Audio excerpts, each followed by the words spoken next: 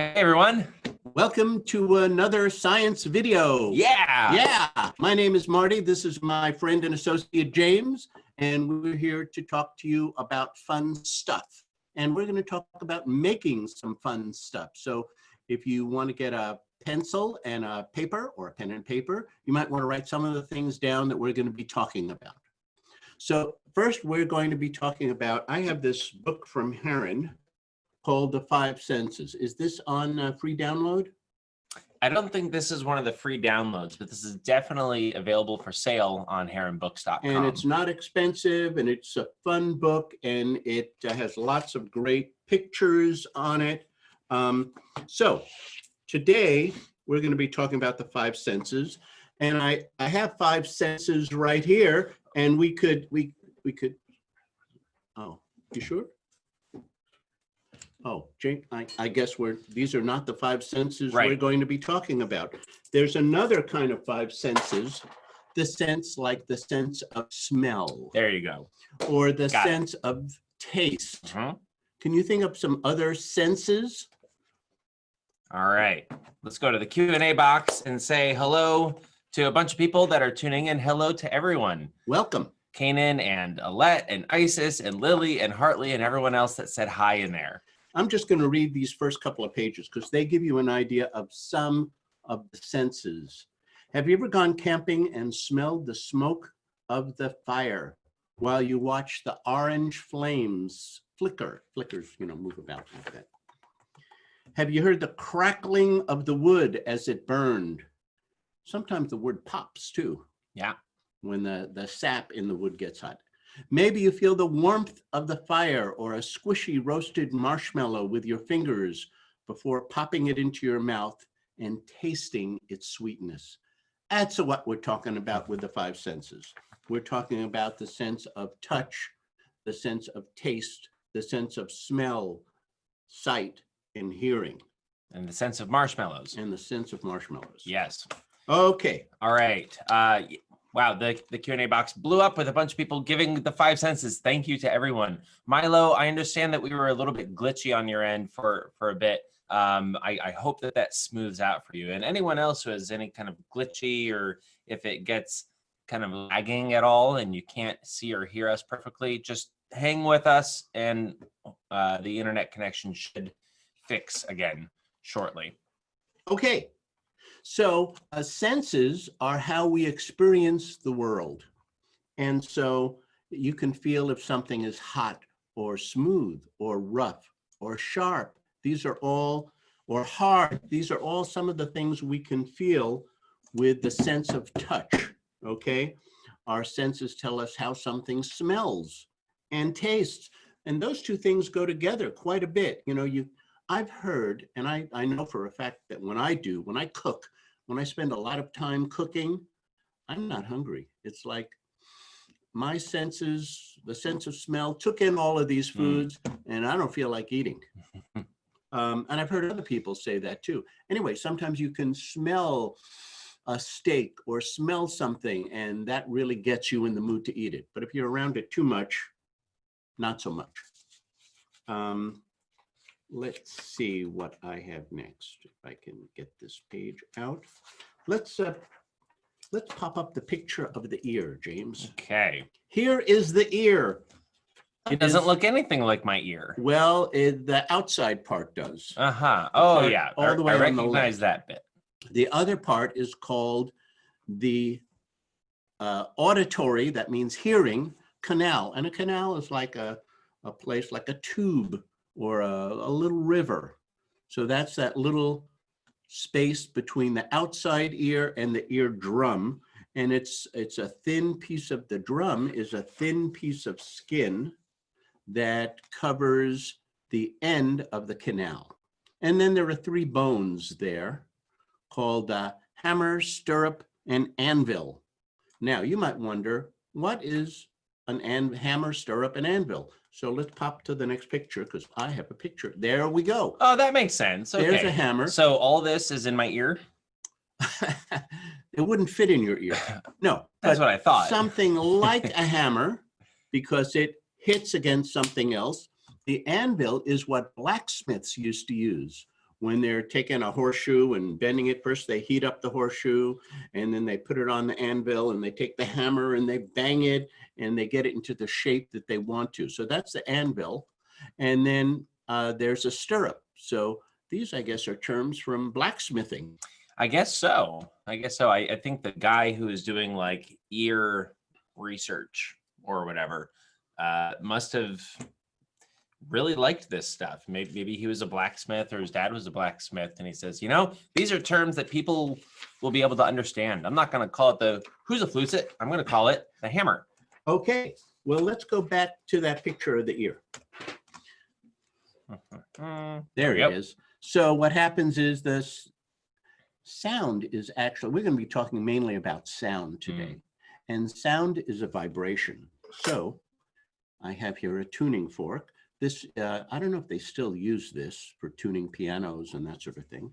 But if I have a container of water and I hit the tuning fork, I don't know if you could see that. Yeah, let's try it again. Well, you could certainly hear it. I'll do it when I, did you hear that? Yeah.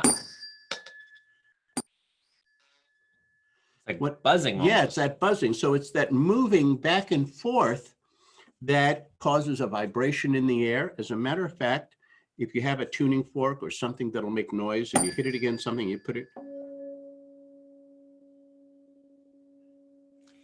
I hope you can hear that. I'll try that again. I sure can on this end. So what's happening here is the vibration from the tuning fork is going into the table, and now the wood of the table is vibrating. And so that's what sound is. Sound is caused by a vibration either in the air or in something solid or in water. That's how whales and fish will communicate with one another through sounds. Because they make sounds, the sounds get carried along in the water, and that's how whales can communicate to each other miles apart. Anyway, I wanted to show you this. We're going to try a shorter one here. And it looks like our viewers can hear it. Oh, great. Which is great. So here's another one. Let's see if you can hear the difference. Compared to... This one is much higher pitched. Yeah, now it's shorter too. And so the shorter it is, the higher the pitch. Now, Isis says that her mom's iPad is vibrating. So I guess I guess it's working perfectly. It's a vibration on this end. Yes. The microphone picks up that vibration. Yes. Turns it into a digital signal that it sends through our computer to your iPad, and then the speaker on your iPad vibrates to make the same sound on your end that it made on our end. And that's the way phones work too. Phones take that vibration, and there's a microphone in the phone, and the microphone changes the vibration of the air into an electrical signal. The electrical signal gets sent up to a tower, gets sent up to another tower, gets sent down to another cell phone, and then the cell phone, the other cell phone, changes it from electrical back to a vibration. And so that's how, either with the old-fashioned landline telephones or cell phones, that's how that works. The microphone changes it from vibration in the air to an electrical signal. And as a matter of fact, there used to be something called modems. You remember modems? Yeah, I remember modems. So modem stands for modulate. Modulate means, that's a big fancy word, it means to change a signal, like to change, to modify, modify or change something. So in this case, it's changing a vibration into an electrical signal, and demodulate, to change back. That's what modem stands for, modulate, demodulate. And so we have this device which can change a vibration into an electrical signal, and then an electrical signal gets transferred and communicated and goes back to another phone, and it gets changed back into voice, into a vibration that we can hear. So here I have a ruler, and we'll get into some things that you guys can make at home in a little bit. But here's something you could certainly do. you could take this and if I hold one end down, not a great sound. How about this? That's hardly anything. But how about this? Longer, yeah. And this? Or this is how I spent like 1st through 6th grade. Yeah. okay. Here's something that I used to do when I was a kid. When I was a kid, they didn't have much in the way of toys. So I used to do this with, we could do this with my brother or something like that. I took these 2 cups. It doesn't matter what size cups they are. And I poked a little hole in the bottom. And then I got some string like this. And I made a little knot at the end. And then if you stretch the string out, and so it's like that, and you whisper something in one end, the vibration will carry through the other end and you'll be able to hear something. We're not going to do it now because the string's too long. But this is something you could do at home. You could make the string really long and have fun with this with a brother or sister or someone else. This is what my brother and I would do when we had different bedrooms. We would stretch the string out one window and then in through the other. And it never really worked. No. Because we didn't, the string wasn't tight. Oh, and the string was like wrapped around the house. Yeah, the string has to be tight and not wrapped around anything else because that wrapping will stop the vibration. Right. And so that's important. We figured that out eventually. We figured that out the hard way. It took a lot of experimentation. Good. Yeah. So do any of you play a musical instrument? That's what I want to know. Ooh. I play a musical instrument. Yes? I play 2. What do you play? I play the kazoo. I'm actually first kazoo. Really? Not second, but first. I'm impressed. And I also play the straw. The straw is a fine musical instrument. This is a reed instrument. Now, there are different kinds of instruments. Some instruments work because of vibration, like the xylophone or something like you hit it and something, or the triangle, or the cymbals, you hit them. And so that's because of vibration, but it's a hitting kind of a thing. Then there are string instruments like the violin and the viola and that sort of thing. Then there are brass instruments like the tuba or something like that. Then there are what's called reed instruments like the flute or piccolo. And this is similar to that. It has a reed, and a reed is just 2 pieces sticking out like that. And what happens when you blow into it, it vibrates and then it comes out the other end. So like any fine instrument, it takes some practice. I'm not expecting you to be able to do this right from the very start, but I'm going to show you how to make one. Oh, it's very difficult and complex. So you take a straw, and I'm sort of bending the end there so it's kind of squishing flat. it together. Okay. Yeah. And then I'm going to take my handy dandy scissors and I'm going to cut something like that. Can you see that? I'll put it against there. Yeah, there you go. The handy dandy vest has always been good for. See, it's up. Yep. Okay. Now I'm going to do the same thing on. Yeah, here's the little. Well, I'll show you the sliver in a minute. James will show you the sliver.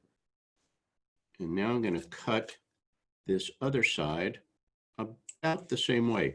Now, sometimes one end is a little bigger. You'll be able to see it there. One end is a little bigger.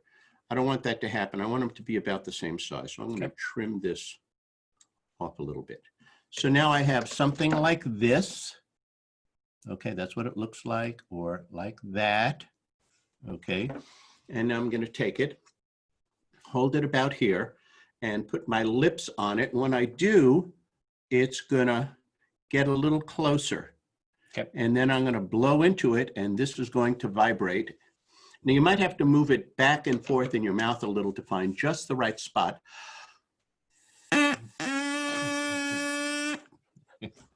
I told you I have a second instrument that I play. It's glorious, Marty. And it's so refined and elegant, and I feel like this is an instrument that you would expect to find in the palaces of old French kings. I've played at Carnegie Hall.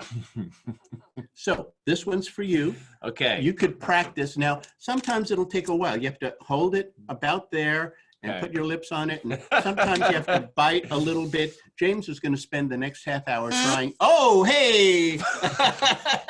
I thought you were going to do the next half hour trying to do something and just spitting on the table. But he got it right away. So this is something fun you could do. And oh, look at that. A professional. I don't know why that sound is so funny to me, but it is. So this is something you could do and make at home, and you could start your own little orchestra. As a matter of fact, I would love to get some videos of you and your family playing some of these. Now, the interesting thing is, if you cut them at different lengths, they'll play slightly different sounds. So this is one of those straws that you can stretch it out and move it back together. So let's see. If that makes it. I'm going to make it shorter. Go ahead.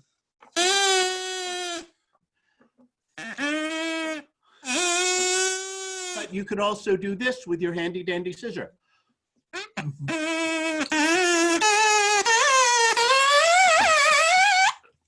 So you could have your own orchestra. You could have the section that plays the high notes and the section that plays the longer notes, and just have fun with it and see if you could try.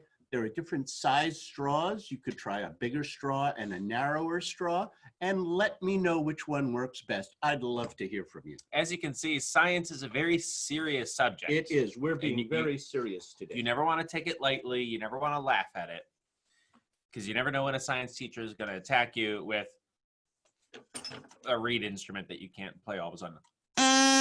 There you go. You've done that very well. I'm very Thank you. impressed. Yes, I'm going to try out for the orchestra. Yeah.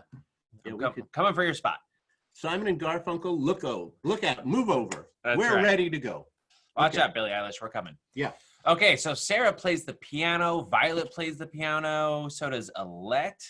Oh, wow. Ethan plays the piano and the violin. Wow. I played the violin for 4 years when I was younger.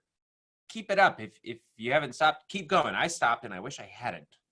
Now, the violin, of course, is a string instrument, but the piano is not. The piano has strings. It has strings. It has many strings, but because you're not plucking them with your fingers or with a bow, it's not considered a string instrument. It's considered a percussion instrument, because when you press a key, there's a little device inside that goes bing onto the strings that's in the piano. And so because it's being hit, it's considered a percussion instrument. I don't know. Yeah. I would consider it a stringed instrument. So Sasha plays the violin and the piano. April plays guitar. Isis plays ukulele and used to play trumpet. That's a really cool combination. Yeah. Aurora and Bellatrix, they play harmonica and the soprano recorder. Oh, that's cool. Well, I don't have, as a matter of fact, I do. I have a stringed instrument right there for my lab. Oh. Let me grab that really quick. I just want to read out what the rest of everyone is plays you read, here. I'll get it. Okay, great. Let's see. Ruby with the piano, April with the piano. We could put together a whole amazing orchestra here. Yes, we could. Tom plays guitar. Hadia plays piano and drum and flute and guitar and trumpet. Hadia, you're a whole orchestra by yourself. That's incredible. All right. And it's kind of green, which means at the right angle. Look at that. It's a space guitar. April's mom plays the bagpipes. That'll be a great addition to our orchestra. Kanan plays kazoo. All right. Milo on the piano, AG on the piano and the cello. I love the cello. It's such a gorgeous instrument. It is. Cleo on the harp. Yes. Harp is a wonderful stringed instrument. And you can see, I don't know if you can that's see out it, of tune. but you can hear how these strings, not only are they they're the same length, but because they're different thicknesses, they have, ooh, that sounds bad. They have different sounds. Ooh, that's out of tune. That's why I have it in the science lab. Can I see it real quick? And not the music room. It only has 5 strings. I just have to do this because ooh, it Now, doesn't sound good. What I have, in case you don't have your guitar or violin or viola or harp handy, I have a way you can do a little music at home. In addition to the flute? We're going to start our own band. I have here, this is high-tech stuff. I have a box that I got in the mail, which had, I don't know what it had in it, but I put a little craft stick here and a little craft stick here, and I actually glued it down, but the glue's not holding, but it doesn't really matter. The idea of these sticks is just to hold it up off of the box a little bit so that when I pluck it,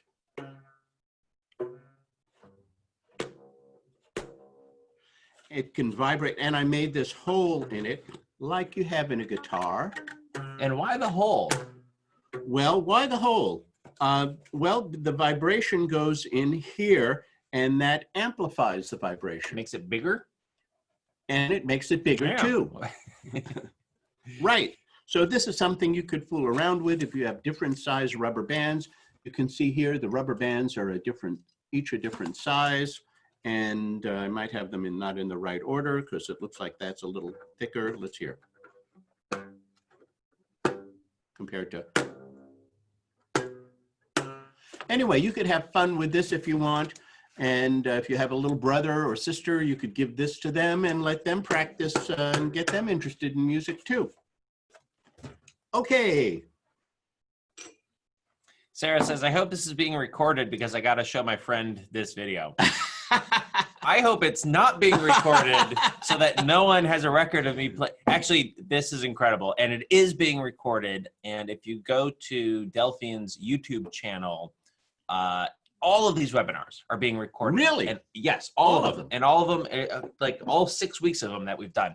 And they're all up and available on our YouTube channel. And this one should be on there in the next day or two. So you could watch these videos over and over again. Okay. And so I have here a bottle of water that you could use any kind of bottle, a soda bottle. This is a glass bottle. But if I add a little water to it, without spilling it all over myself,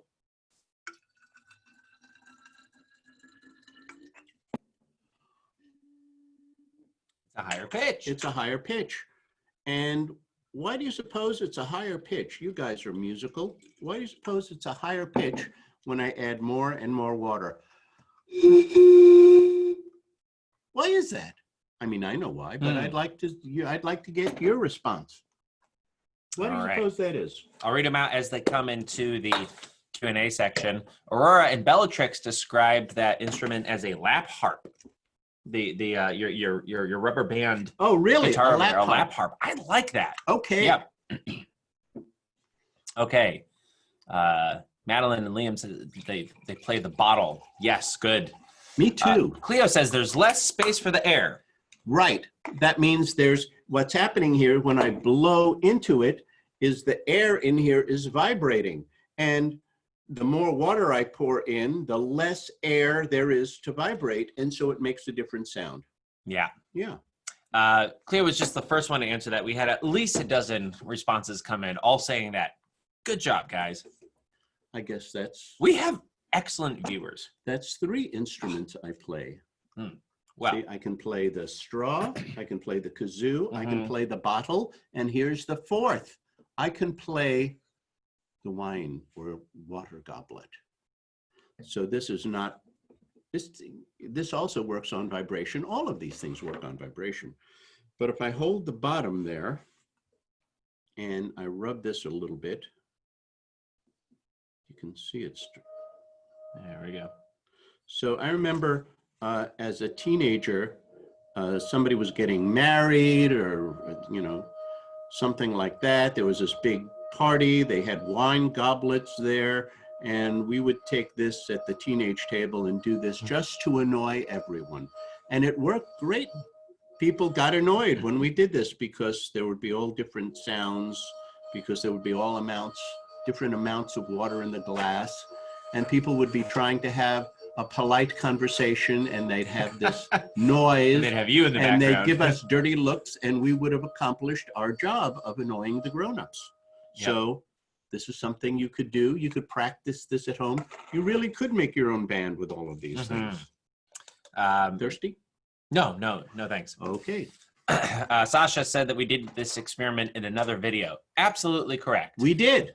It's so much fun that I think we've done it like 4 or 5 times because it's a ton of fun. This is the first video, though, where we've played the straw flute kazoo. So, you've lost your edge, James. So this is something fun to do. If you've never done this before, this is just a spoon, and I've attached a string to it. You can have one in, James. Oh, thank you. You're welcome. And you can take this and wrap it around your finger. Okay. And put the finger in your ear. Oh, I'm going to do it this finger then. And then we'll just hit that. Wow. I can hear that. It sounds like a church bell, doesn't it? It does. So you could do this at home, and you could try different things. You could try spoons. I haven't done that one before. You've never done this before. I've learned 2 new instruments. I've learned the straw and the spoon. Is there no end to your talent, There's James? no end. So you could do this at home with a spoon or fork or even knife, I suppose. I've never tried scissors. Use a butter knife. Please. Use a nice dull butter knife. You could try it with scissors even, I suppose. Anything. This will vibrate. That vibration will get carried along the string into your finger, into the stuff that makes up your finger, the cells and the solid stuff. And that goes into your ear, and that goes into your ear canal. That goes into the hammer, anvil, and stirrup. Then, oh, there's one other thing I wanted to talk about with the ear. Okay. Let's go back to the ear. Okay. We're very organized here.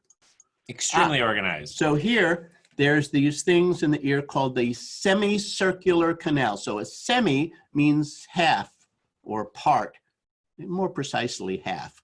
So a semicircle is a half circle. So those little canals or tubes are like half of a circle, and they're filled with this fluid.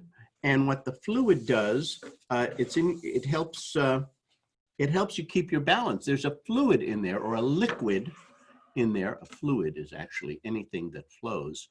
Most people think a fluid is a liquid, but it could actually be a liquid or a gas.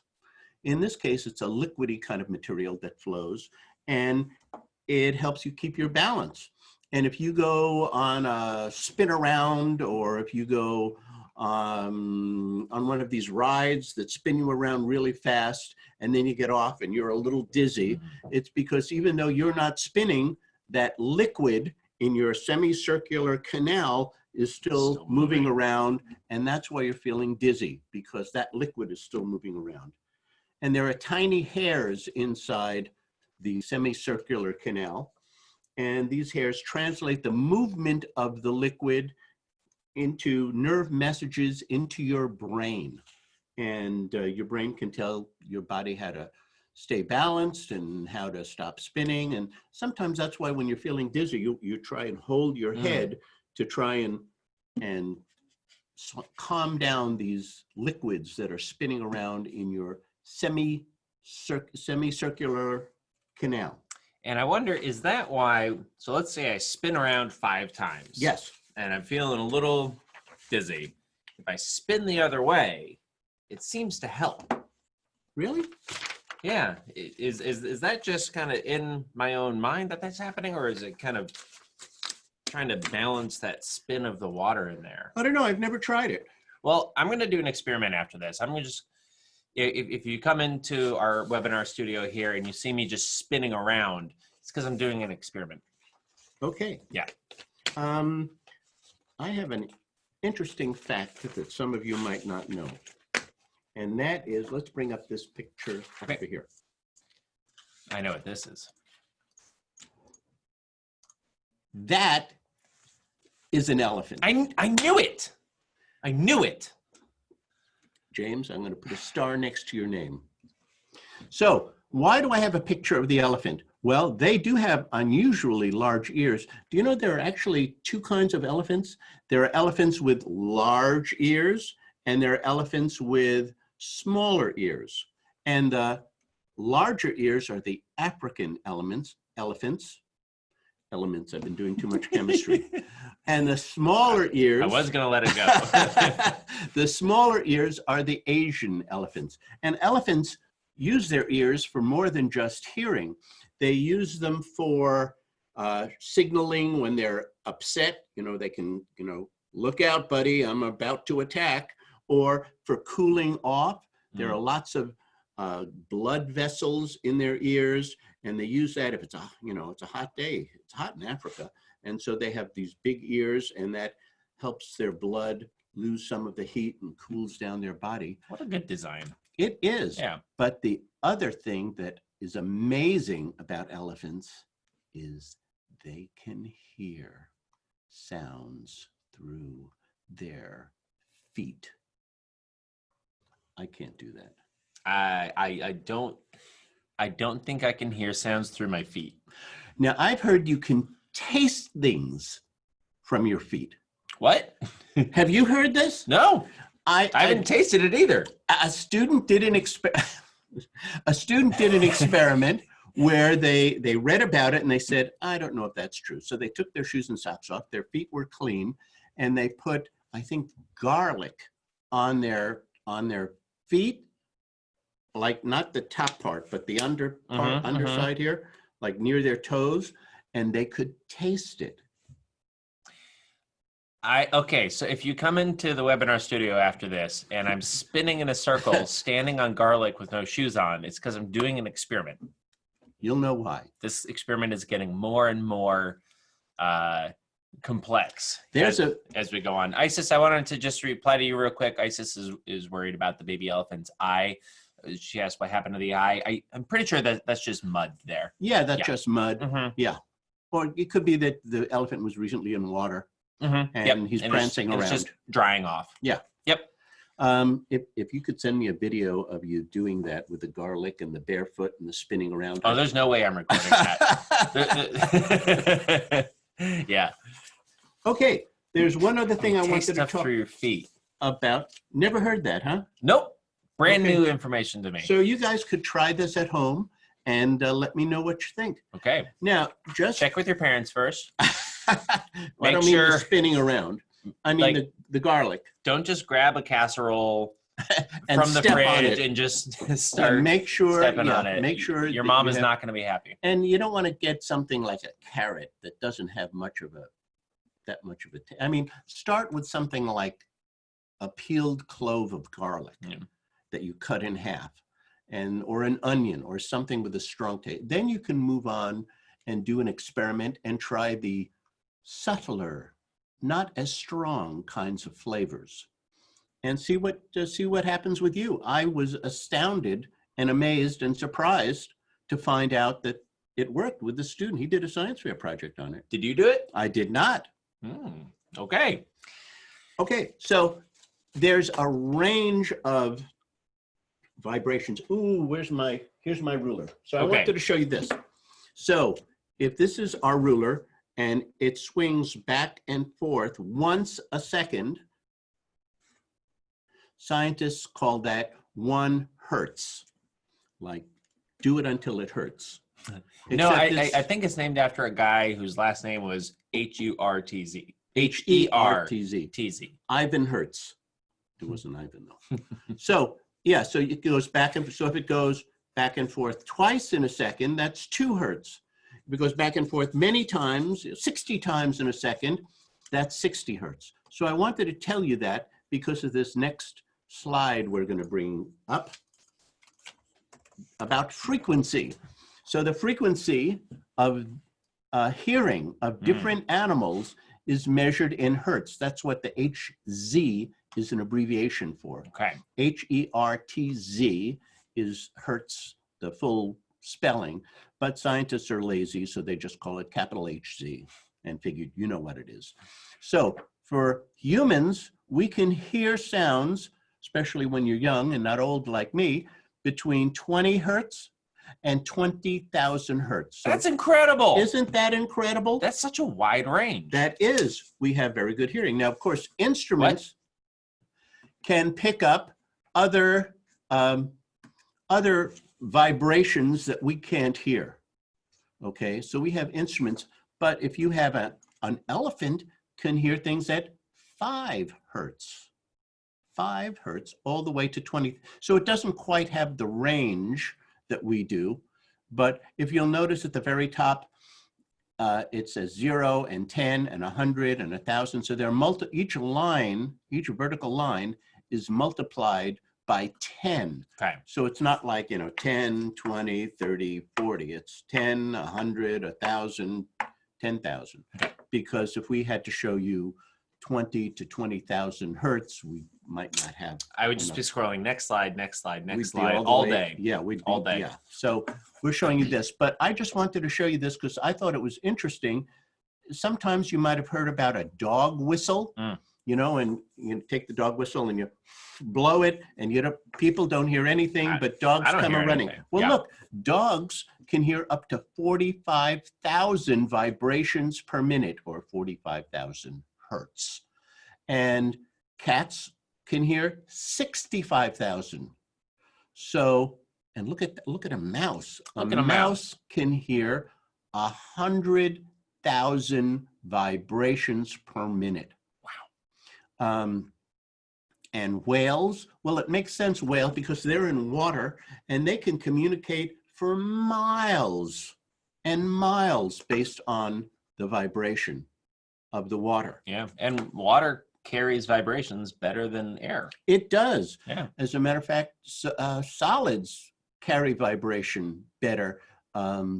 Sometimes I remember watching an old Lone Ranger show. Yes. Yep. Do you remember? You know what I'm going to say? Yep. Right. So he was, how far ahead are they, Tonto? Then he would, get off his horse and put his head to the ground and hear the vibration. Oh, he would tell him however many miles or whatever.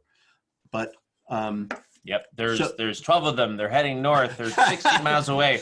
One of them, one of them has a mustache. One of them's eating a Snickers. Half of a Snickers. Okay. So anyway, sound is carried by solid things better than by the air. Okay. Okay. So a couple questions. So Lorna says that she's very late. What's going on? Hi, Lorna. Welcome. I'm glad you were able to join us. We're talking about sound. We're talking about how we hear, and we've been making these very sophisticated instruments. And having fun. So you didn't miss a lot, or you missed everything. But yeah, so what we're looking at right here is a scale showing what animals can hear what types of sound, how high pitched and low pitched the sound these various things can hear. Right. Sarah asks, does this mean that cats have better hearing than dogs? Because you see the dog is from 50 to 45,000 hertz. They have a wider range of hearing, yes. Right, but dogs are better at listening than cats, because when I call a dog, the dog comes, and the cat just pretends that you don't exist. Cat says, yeah, I don't feel like it. Until it needs something food. Or anything. Yeah. Yeah. And so we were also explaining that HZ is an abbreviation for hertz, which is vibration back and forth per however many vibrations per second. So, if 5 vibrations per second would be 5 hertz, which an elephant can hear and I can't. And we were talking about the different ranges of hearing for different animals. Now, Alette says that her cat usually comes when she calls her. That's really good. That's really good. My cat would not listen to me very much, but that's okay. So this is a bar, a metal circular bar. Okay. And it's about 2.5 feet. Okay. I could measure it that way. Yeah, about 2. We have a ruler. We could measure it. So if I put a little sticky stuff called resin in my hands, and if I hold this in the It's middle, like dried tree sap. right, and if I don't know if you'll be able to hear this, but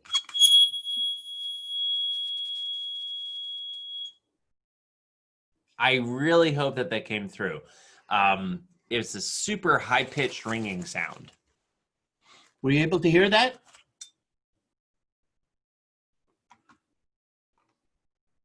Try it again. Wow, that's loud. It sounds like a smoke detector. It does. Yeah. Wow. Okay. Q&A is blowing up. They can definitely hear it. Definitely hear it. I can hear it too. It's right next to my ear. So I can definitely hear it. if you have a rod like this, now you have to get something sticky on your hands. This is a sticky powder. Okay, resin. they say it's very loud. Milo Okay. says, I heard it to its full extent. Excellent, yeah. Good. Lorna says, don't do that again. So what caused Lorna, aren't you glad that you joined us? What caused this to happen? Why did this happen? James. Vibration. Vibration is right. So when I did this and squeezed really hard, the stickiness caused this rod to vibrate a little bit. And then when I grabbed it, it stopped. Mm-hmm. Now I'm going to show you. Okay, everyone, we're so sorry. See, at least you have a volume control on your phones or iPads or computers. I have no volume control on Marty. Okay. Yeah. No more of that. We're going to do something different. All right, So we've got we 2 just minutes got a couple left. of minutes. Okay, here we go. So this is something you could do at home. These are like maracas. Is that what they're called? Are they from Morocco? Is that why? I don't know, but this one's very pretty. This one's pretty. So what you could do is you could make something at home. So I just took this little container that has these little beads in it. You could use anything. It doesn't have to be beads. And I just sort of glued the container on and glued this this craft stick to it. Almost as good. Yeah. So you could try this at home. And this is something that's very interesting. This is called sympathetic vibration. Now, I have these 2 tuning forks that are identical in size. Okay. And I have them. So that means that they're going to make the same sound if you were to strike them. Right. Okay. Well, let's try it. Well, Can you hear it? Barely? Yep. We'll try it this way. Can you hear that? I bet you can. Yep. And so the same sound, same size tuning fork. So now I'm going to take this and I'm going to hit this with my spoon. Science spoon. And this is going to vibrate. And then I'm going to grab onto it to stop the vibration. But maybe you'll be able to hear this one vibrate. That one's still going. That one set off that one. That's right. It didn't even touch it. It didn't even touch it. It's still going. I really hope you guys can hear this. This is really incredible. Okay, so these 2 tuning forks, they make the same pitch. They vibrate at the same rate. Yes. If they were different sizes, if they vibrated at different rates, would this still happen? They might. Depends on what the vibration was, what the frequency, how often it vibrated. But these are the same, and so this vibrates in the air, and the vibration gets carried through the box and through the air onto here, and this starts vibrating, and it's called sympathetic vibration. And I thought that was interesting. That's really cool. Do we have any last-minute Q&A questions that we could answer? Okay. I hope you guys had fun. A bunch of people said that they can hear it. It sounds like people had fun, except for the part with the big rod. Okay, well, I'd like to know if you guys can make these things and have a little band. I would love to get a video, and or a video. You know, you could have some of the members of your family playing the straw or different size straws. You could have other members of your family playing the water bottle or the soda bottle or the ruler.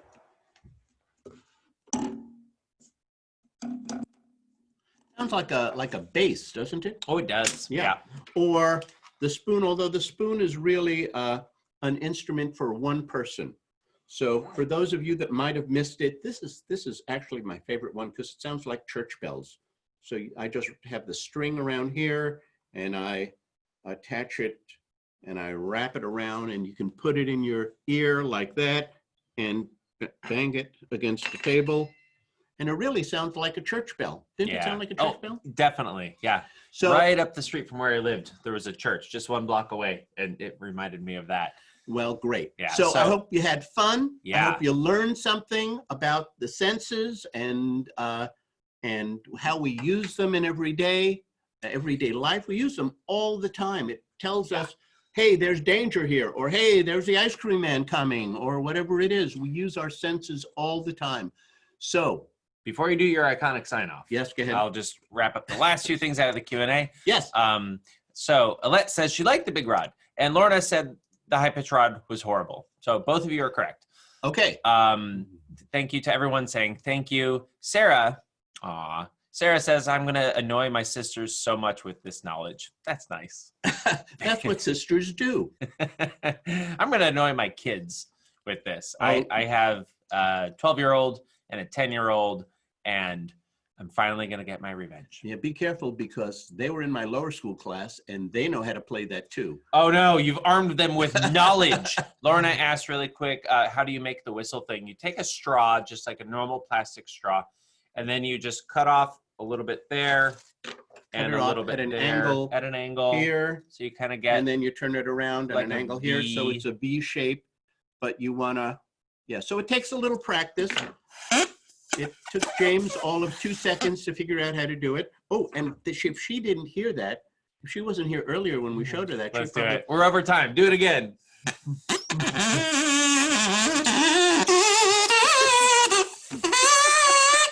So we want you to have fun. Remember, we have fun every time talking with you. I hope you have fun too. Remember, curiosity is the cure for boredom. Stay curious about science and how the world works, and have a great day. See you next time. Bye for now.